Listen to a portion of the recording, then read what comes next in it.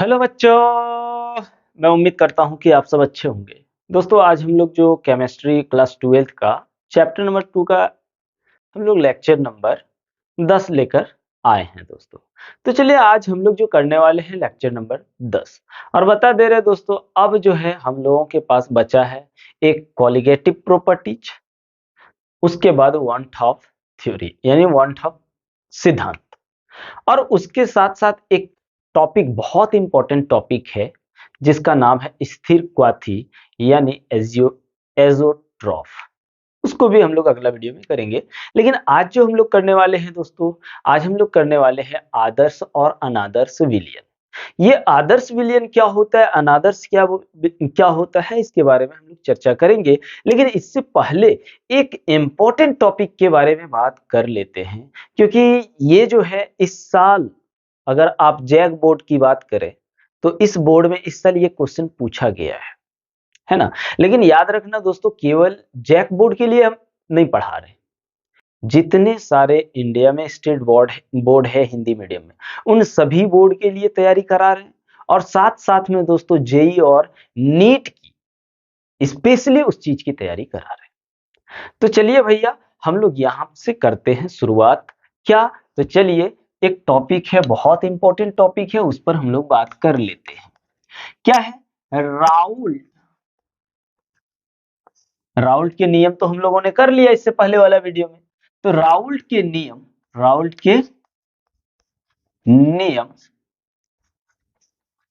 Henry के नियम की एक विशेष स्थिति के रूप में, यानी राउल्ट का नियम जो है, क्या हेनरी के नियम की एक विशेष स्थिति है, इस चीज के बारे में हम जानकारी लेंगे। अच्छा, तो यहाँ पे हम लोग देखते हैं, ठीक है। तो कहते हैं राउल्ट के नियम हेनरी के नियम की एक विशेष स्थिति है। चलिए भाई देख लेते हैं। आइए, सबसे पहले हम लोग इसको सॉल्व करने की कोशिश करते हैं कि सच में राउल्ट का नियम जो है हेनरी के नियम की एक विशेष स्थिति है। तो आइए लिखते हैं राउल्ट के नियम से। राउल्ट के नियम से राउल्ट के नियम से हम लोगों ने क्या सीखा है दोस्तों, कि वाष्प दाब जो होता है किसी शुद्ध द्रव के वाष्प दाब और मोल अंश के गुणनफल के बराबर होता है। ये चीज पढ़े। जहां पे एक बात बता दे रहे, जहां थोड़ा सा लिख लीजिए क्योंकि फिर न्यूमेरिकल में प्रॉब्लम ना हो, है ना। जहां पी ए जो है वो है आपका वाष्प दाब, द्रव का वाष्प दाब। ठीक है मेरे प्यारे बच्चों, कोई दिक्कत नहीं होना चाहिए बस। उसके बाद पी नॉट ए की बात करें तो राउल्ट का स्थिरांक है, या फिर हम लोग इसको बोल सकते हैं शुद्ध द्रव का आंशिक वाष्प दाब। आंशिक वाष्प दाब, कोई दिक्कत? इसको इक्वेशन 1 मान लो ना। उसके बाद एक्स ए के बारे में तो सबको नॉलेज है ही, लेकिन फिर भी जान लेते हैं। एक्स ए बराबर मोल अंश, मोल अंश किसका? घटक ए का। अब आओ जी, लो जी, सुनो जी, क्या बोल बता रहे सर जी। तो आइए अब हम लोग करते हैं हेनरी के नियम से। हेनरी के नियम से बोलो, हेनरी ने कौन सा फॉर्मूला दिया था गैस के वाष्प दाब के लिए? गैस के दाब के लिए दिया था, एक घटक ए है तो पी ए बराबर के एच एक्स ए। क्यों? घटक ए के लिए हुआ है। ये इक्वेशन नंबर 2 हम लोगों ने ले लिया। ठीक है छोटे छोटे बच्चों और बड़े बड़े भाई लोग, तो आइए अब देख लेते हैं। यहाँ पे पीए तो हमने बताया, क्या? पीए द्रव का वाष्प दाब है, तो यहाँ भी PA क्या हो गया, द्रव का वाष्प दाब हो गया। और KH की बात करो तो KH क्या हो जाएगा, हेनरी स्थिरांक हो जाएगा। बता चुके हैं ये सब, हेनरी स्थिरांक। और अभी तक अगर आप लोगों ने इस वीडियो को नहीं देखा है तो भैया आप लोग एक काम करिएगा, इस वीडियो के डिस्क्रिप्शन में थोड़ा चेक करिएगा, ऐसे करके छूइए, देखिए ऐसे डिस्क्रिप्शन होगा, ऐसे टच करिएगा, नीचे आ जाएगा बहुत सारा वीडियो का लिंक, उसमें से देख लीजिए, हेनरी का भी है, बहुत सारा, यानी इस चैप्टर का बहुत सारा लिंक होगा, आप एकदम शुरू से देखते जाइएगा, अंत कर दीजिए, है ना। उसके बाद एक्स ए भी तो पता ही है, एक्स ए क्या है, एक्स ए मोल अंश है। अब हम लोग यहाँ पे देख लेते थोड़ा सा, देखिए पीए बराबर ये है, जबकि यहाँ पे पीए बराबर ये है, तो ये दोनों में पीए पीए है, तो एक काम करते हैं, दोनों पीए कैंसिल, या फिर ऐसे करो, समीकरण एक और एवं दो से हम लोग चलते हैं। तो पीए के जगह क्या करते हैं, पीए के जगह ये वाला पीए का वैल्यू देखिए, पीए का वैल्यू ये भी है और ये भी है, तो पीए के जगह ये रख देते हैं, तो यहां हो गया पी नॉट ए एक्स ए बराबर के एच एक्स ए। एक्स ए एक्स से कहां चल गया, कहीं घूमने चल गया, उड़ गया, है ना। तो यहां क्या बचा, पी नॉट ए बराबर के एच। यहां पे आपको क्या देखने को मिल रहा है कि पी नॉट ए का जो मान है उसके इक्वल के एच का मान है, इसलिए राउल्ट का नियम हेनरी के नियम का एक विशेष स्थिति है। तो लिखेंगे चूंकि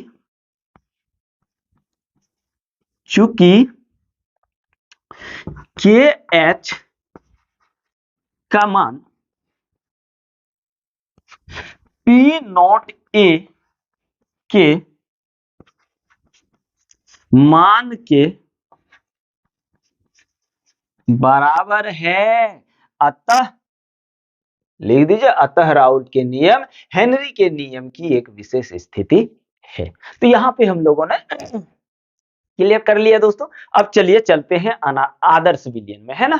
कहां पे चलने वाले, आदर्श विलयन में। तो इसका स्क्रीनशॉट लीजिए, चलो 1 2 3 खत्म, ले लिए भैया, हाँ चलिए मिटा देते हैं, गला फंस रहा है यार।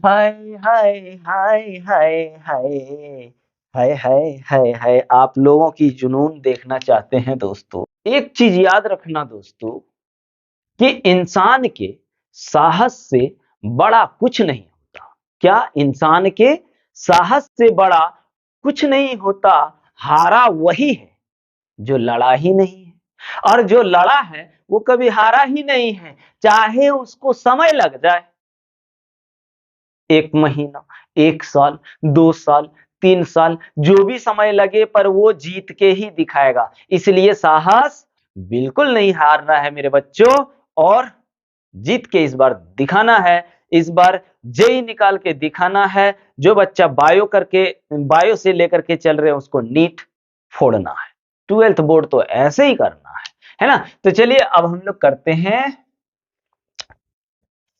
आदर्श विलयन। क्या हो रहा है यार, आदर्श विलयन, ठीक है, जिसको हम लोग बोलते हैं आइडियल सॉल्यूशन, ठीक है, हाँ सर ठीक है। तो चलो देखते हैं आदर्श विलयन किसको बोलते हैं। तो सबसे पहली बात याद रखना, आदर्श विलयन होने के लिए, ठीक है, लिखेंगे जो सभी तापमानों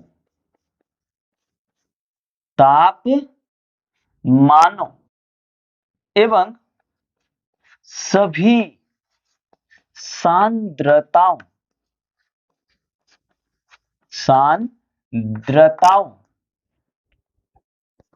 पर राउल्ट के नियम का पालन करता है।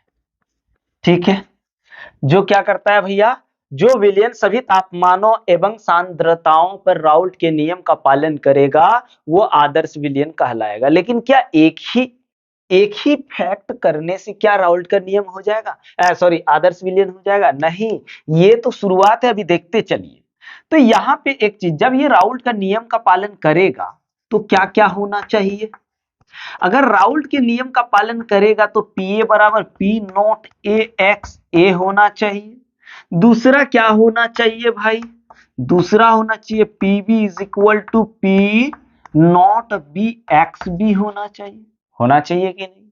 बिल्कुल होना चाहिए। साथ में टोटल प्रेशर जो होगा, टोटल प्रेशर वो होना चाहिए पी ए प्लस पीबी का, और पीए का वैल्यू अगर रख दूं तो पी नॉट ए एक्स ए plus P naught B x b, ये चीज होना चाहिए, तब जाके ये राहुल के नियम का पालन करेगा। अगर यही नहीं है तो राहुल के नियम का पालन कैसे करेगा? दूसर का बात याद रखना दोस्तों, दूसर का बात क्या याद रखोगे, एक चीज याद रखना कि जिस विलयन का आयतन, जिस विलयन का आयतन का मान या आयतन में परिवर्तन, ऐसे करते हैं, आयतन में परिवर्तन शून्य हो, जिस विलयन का आयतन में परिवर्तन क्या होना चाहिए? शून्य होना चाहिए, अर्थात delta v is equal to 0 होना चाहिए। अब ये कैसे होगा, ये एकदम अच्छा से समझते हैं एक एग्जाम्पल के थ्रू। हाँ, मान लीजिए कि ये एक कंटेनर है, इस कंटेनर में अपन 10 ml एक ए घटक ले लिए, ए 10 ml लिए। दूसरा विलयन हमने लिया, थोड़ा ठीक से बनो भैया, दूसरा विलयन लिया 10 ml भी ले लिया। ये बी है, घटक क्या है? बी का। इसको आप एक काम करिए, विलायक ले लीजिए, विलायक, और इसको अपन विले मान लेते हैं। ठीक है, अब ये दोनों को आप मिला दीजिए, ये दोनों विले और विलायक को, विले और विलायक को दूसरे कंटेनर में मिला दीजिए। जब आप दूसरे कंटेनर में मिला दोगे तो ये जो है ना 10 ml 10 ml 20 ml हो जाना चाहिए। अगर 20 ml हो गया तो ये क्या बना? विलयन बना। ठीक है, तो ये विलय का क्या है? विलय का आयतन, और सॉरी ये विलय का आयतन है, ये विलायक का आयतन, और ये टोटल है विलयन का आयतन। तो डेल्टा भी देखिए यहाँ थोड़ा सा, ये 10 और ये 10, इस साइड 20 हुआ, इस साइड 20। तो अगर आप डेल्टा भी निकालना चाहोगे तो क्या हो जाएगा? Formula V of solution, V of solution मतलब विलयन का आयतन, minus V of solute, V of solute यानी विलय का आयतन, प्लस V ऑफ सॉल्वेंट। मतलब क्या हुआ भैया? ये मतलब क्या हुआ कि विलय और विलायक के आयतन को आप ऐड करेंगे, ऐड करने के बाद विलयन का आयतन कितना है? 20, माइनस ये 10 और 10 कितना हो गया? 20 इज इक्वल टू 0। तो देखिए आयतन में परिवर्तन क्या आया? 0। तो ये चीज फॉलो करना चाहिए, तब जाके वो आदर्श विलयन होगा। तीसर का ले लेते हैं, तीसर का आओ देखते हैं जी। हाँ, क्या देखें, तीसर का में ले लेते हैं हम लोग। ठीक है, एंथैल्पी, एंथैल्पी में परिवर्तन का मान शून्य होना चाहिए, शून्य होना चाहिए, अर्थात delta mixture, delta H mixture is equal to 0, ये होना चाहिए, तब जाके वो आपका क्या होगा, आदर्श विलयन होगा। लेकिन भैया एक काम करते हैं, इधर मिटा देते हैं और इस चीज को समझते हैं, आप नहीं समझ पाए होंगे, चलो यहां समझ लेते हैं, आइए जब एग्जांपल यहां लिया तो यहीं समझ लेते हैं। मान लीजिए यहां पे ऊर्जा क्या कह रहा है, 0 होना चाहिए। मान लीजिए कि ए, ठीक है, और ए एक विलायक है, या ऐसे करके समझो, हाँ ठीक है, ये ए और ए क्या है, विलायक है, यानी एक कंटेनर लिए हैं विलायक, फिर जाके आप बी और बी ले लो, ये विलेय है, क्या है, विलेय है, ठीक है। अब आप क्या करेंगे, इस बॉन्ड को अगर तोड़ना चाहोगे तो इसमें तोड़ने के लिए क्या लगेगा, ऊर्जा लगेगा। कितना लगा, मान लो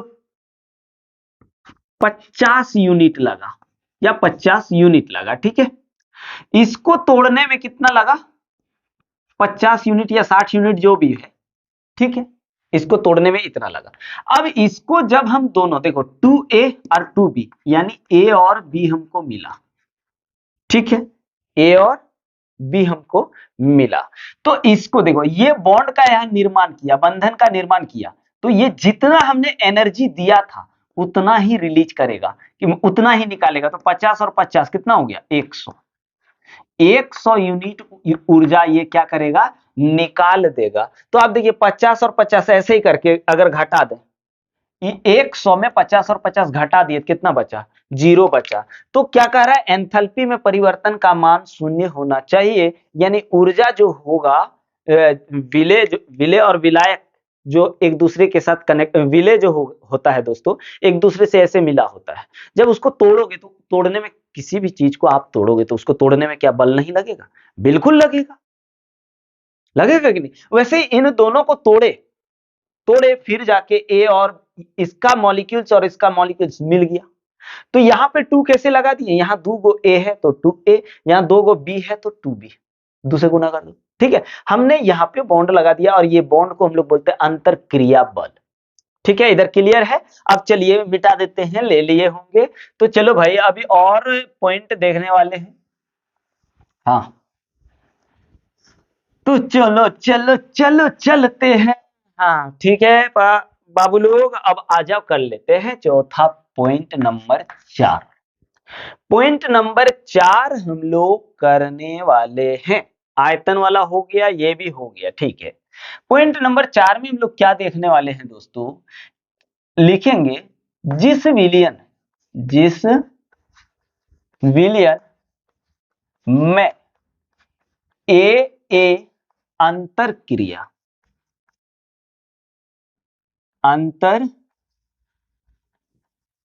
क्रिया बल, ठीक है, फिर बी तथा लिख दो, तथा बी अंतर क्रिया बल ए बी अंतर क्रिया बल के समान होना चाहिए,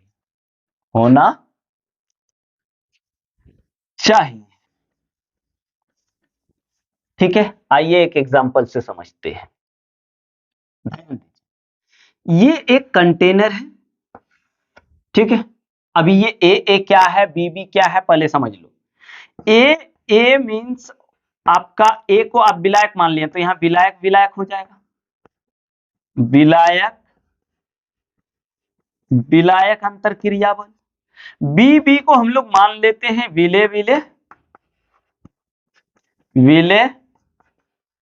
विलेय अंतर क्रिया बल, ठीक है। अब यहां पे मान लीजिए ए है, क्या है, ए और ए एक दूसरे के बीच एक फोर्स है, देखो मॉलिक्यूल्स यानी अणु के बीच जो बल लगता है ना, उसको हम लोग क्या बोलते हैं दोस्तों, उसको वांडर वाल बल कहते हैं। क्या बोलते हैं, वांडर वाल बल कहते हैं, या फिर लंडल बल कहते हैं। तो इन दोनों के बीच जो आकर्षण बल है उसको हम लोग लंदन बल कहेंगे या फिर हम लोग इसको वंडरवाल बल कहेंगे। वैसे ही आप देखिए थोड़ा सा, अब इस यहां ये इसको हमने बी भी बोल दिया, ये मान लो बिले है, तो इसके बीच का अट्रैक्शन फोर्स, इसके बीच का अट्रैक्शन फोर्स मान लीजिए कि क्या बोल रहे हैं, ए अंतरक्रिया बल तथा बी बी अंतरक्रिया बल, ए बी अंतरक्रिया बल के समान होना चाहिए। तो यहां पे इन दोनों को जब मिला दिए, इन दोनों को मिला दिए तो क्या मिला हमको, इसका मॉलिक्यूल्स और इसका मॉलिक्यूल्स मिल जाएगा, मिलेगा कि नहीं, बिल्कुल मिलेगा। तो ये आया ए बी। तो कह रहा है इन दोनों के बीच, इसके बीच जितना बल लग रहा था इस चीज को, अंतरक्रिया बल जितना लग रहा था, इन दोनों के बीच जितना अंतरक्रिया बल लग रहा था उतना अंतरक्रिया बल इनके बीच भी लगना चाहिए। जैसे इसमें मान लीजिए 5 यूनिट अंतरक्रिया बल लग रहा है, तो इसके बीच भी 5 यूनिट अंतरक्रिया बल लगना चाहिए, ठीक है। और इन दोनों बलों के अंतरक्रिया बल के समान होना चाहिए, यानी इनके बीच भी इतना ही बल लगना चाहिए मेरे प्यारे बच्चों। तो ये जो था हम लोगों का आदर्श विलयन था, और इतना चीज फॉलो करना चाहिए, इतना शर्तें जो है, अगर ये चारों शर्तें कंप्लीट हो गया तो वो आदर्श विलयन है, नहीं तो फिर वो आदर्श विलयन नहीं है। लेकिन एक बात बता दे रहे हैं दोस्तों, आप बोल रहे होंगे आदर्श विलयन सर बता रहे हैं, इसका मतलब नहीं समझ पा रहे हैं। देखिए भैया, आदर्श विलयन बनाना उतना आसान नहीं है, आदर्श विलयन बनाना उतना आसान नहीं है। आदर्श विलयन बनाने के लिए आपका विलय जो होगा ना, उसकी सांद्रता 5% के लगभग होना चाहिए। विलय की सांद्रता कितना, 5% यानी 5% के लगभग होना चाहिए। यानी अगर विलय को आप डाइल्यूट करोगे, डाइल्यूट तनु, एकदम तनु विलय, तनु विलयन, वही है आदर्श विलयन, ठीक है। तो यहाँ पे उम्मीद है कि आप लोगों को इतना तक समझ में आ गया होगा। अब आइए दोस्तों देखते हैं इसका ग्राफ, किसका, आदर्श विलयन का ग्राफ। यानी जब सब कुछ ये राउल्ट के नियम का पालन कर रहा है तो ग्राफ भी तो राउल्ट के नियम के हिसाब से ही होना चाहिए, नहीं तो फिर ये क्यों आदर्श विलयन होगा, नहीं होगा, कुछ एक भी गड़बड़ नहीं होना चाहिए।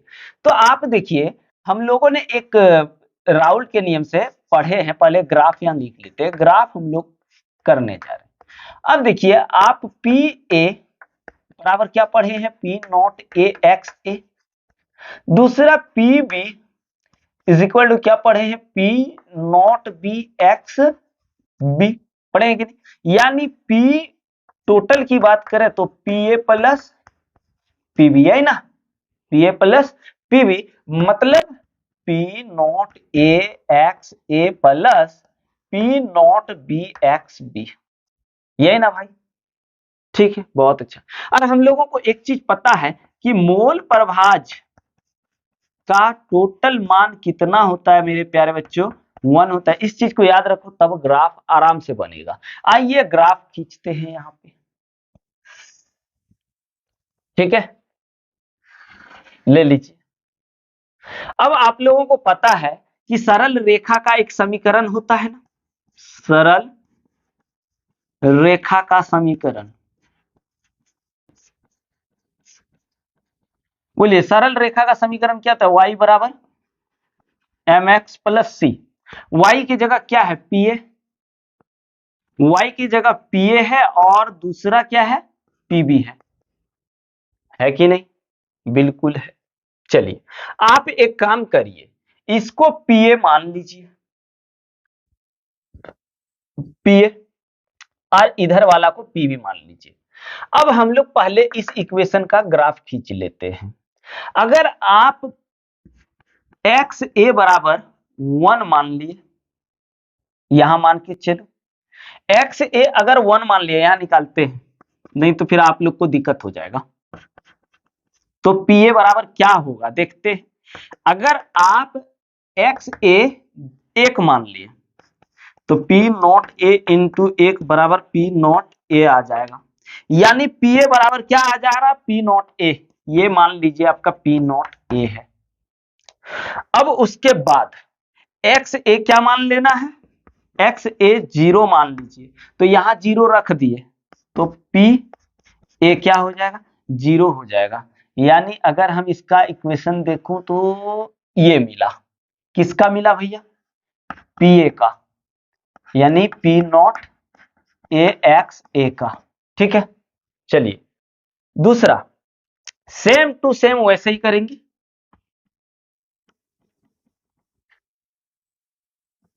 वैसे ही एक्स बी अगर 0 रख लूं तो यहां आ जाएगा, और एक्स बी अगर 1 रख लूं, ये कंडीशन क्या होगा, पी नॉट बी जो है ग्रेटर देन होगा पी नॉट ए, मतलब आप पी बी थोड़ा ऊपर ले लीजिए पी नॉट बी को, ये चल जाएगा आपका, ये किसका इक्वेशन है, पी बी का, p naught B x b, यानी ये तो राउल्ट के नियम का ही ग्राफ है। हमको अगर चाहिए पीए प्लस यानी टोटल वाष्प दाब चाहिए, तो आप यहां से यहां मिला दीजिए, ये हो गया टोटल प्रेशर पीए प्लस पीबी का, ये ग्राफ हम लोगों को मिल गया प्यारे बच्चों, एकदम मिल गया।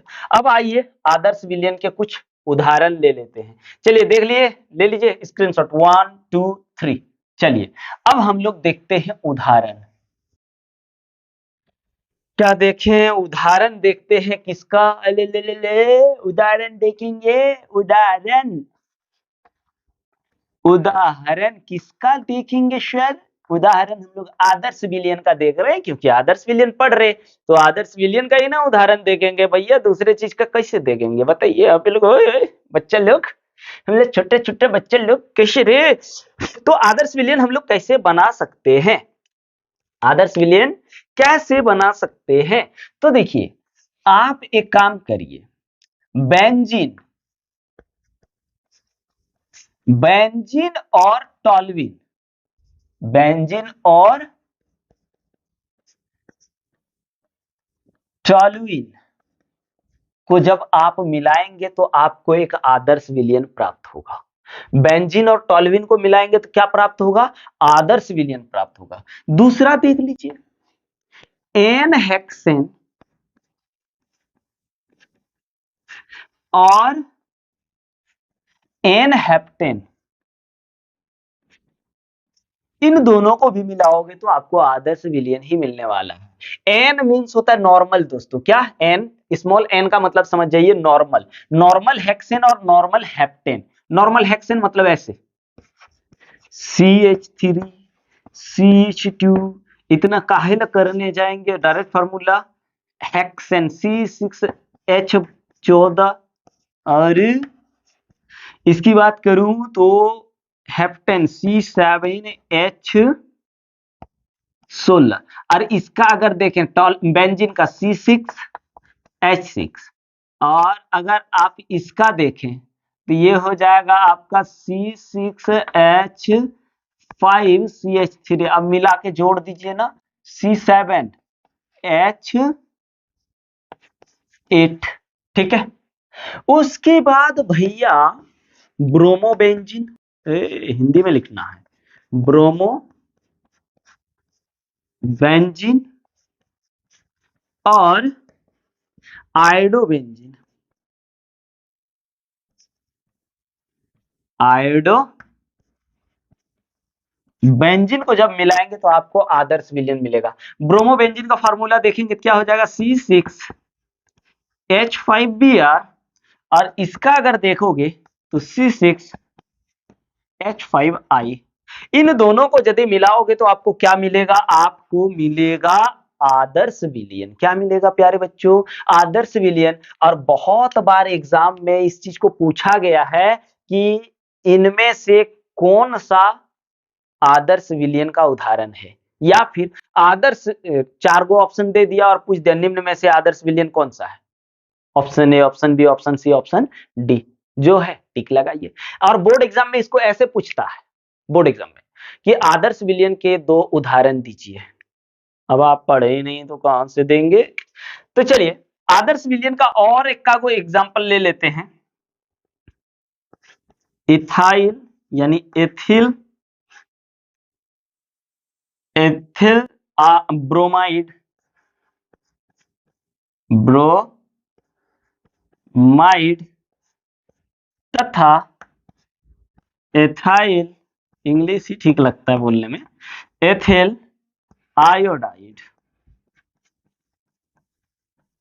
ये हो जाएगा इसका फॉर्मूला C2H5Br, और इसका हो जाएगा C2H5I। ठीक है, ये दोनों देखिए, अब यहां समझिए थोड़ा सा एक बार रिवीजन। बेंजीन और टॉल्यूइन के विलियन को हम लोग आदर्श विलियन कहेंगे। एन हेक्सेन और एन हेप्टेन के विलियन को हम दोनों को अगर मिला देंगे तो आदर्श विलियन मिलेगा।